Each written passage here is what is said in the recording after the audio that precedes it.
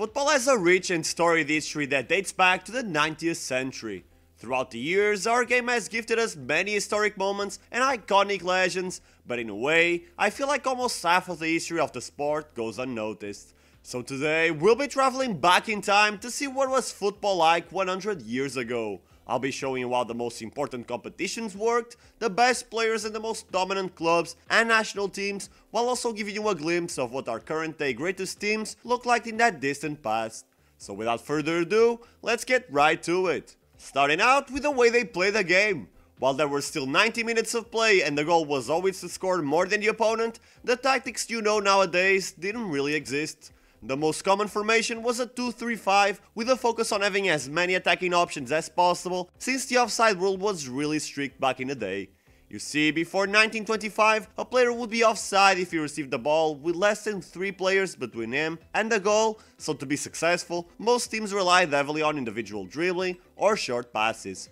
When it comes to the equipment, the shirts were nearly as fashionable as the ones nowadays, and to make it worse, they weren't designed with any performance goals in mind. They were just used as a means to distinguish the teams, and by 1923 there were still no numbers, let alone names on the shirts. But although the shirts didn't distinguish the players, their qualities certainly did.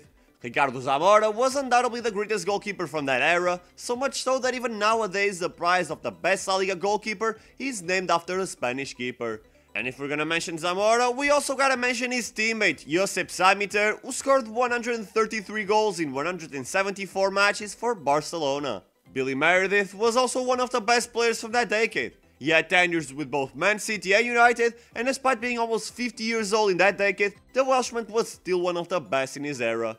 And last, but certainly not least, Hector Scarone. The Uruguayan forward was in my opinion the most influential player in this period, since he succeeded at both club and international level. He helped Nacional become one of, if not the most feared club in the world, and raised Uruguay to a whole other level, winning the Copa America, then known as South American Championship, 4 different times, the Olympic Games twice, and the inaugural World Cup a few years later.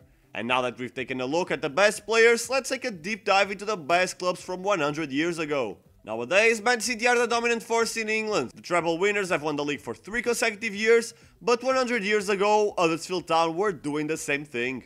Coached by the legendary Herbert Chapman, the Terriers were one of the first teams in England to play in a counter-attacking style, and that trailblazing attitude led them to national domination.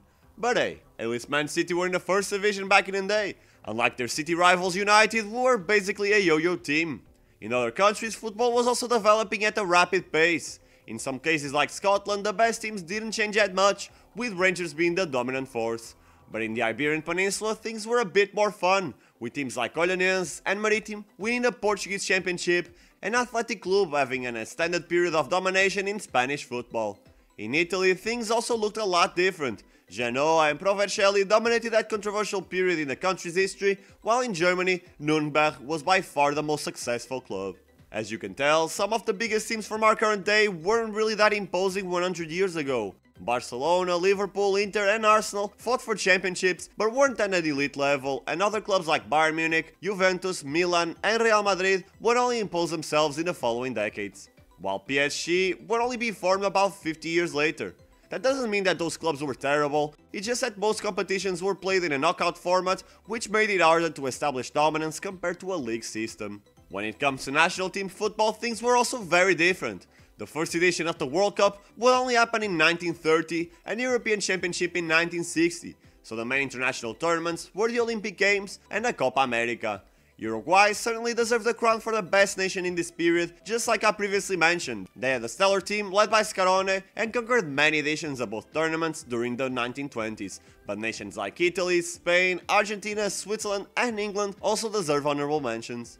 In the end, the 1920s will forever be marked as a decade of global expansion of the sport. Although you wouldn't see it happening during that period, many efforts were made to transform the sport from an amateur game into a professional one, with a majority of the big European nations having their own leagues in the next decade. It was also the last decade where teams relied heavily on individual talents, as with the abolishing of the old offside rule, managers would now have different ways to have their team score a goal, other than letting their star dribble past everyone. While on the other hand, there was a lot of emphasis on creating new defensive strategies. Which makes me think that maybe a couple years from now, we'll be looking at how much time wasting existed in our era and wonder how the hell did we allow it. Or maybe we'll be looking into some of the current equipment and finding ridiculous how the players would be able to perform at their best without the newest technological advances. Either way, this will always be our era, and just like I'm talking about Ricardo Zamora, Billy Meredith and Hector Scarone, many others will be mentioning Messi and Ronaldo in the future. And that is it for the video. Feel free to ask some questions that I might have left unanswered in the video, and if you have some facts from this period, feel free to leave them in the comments.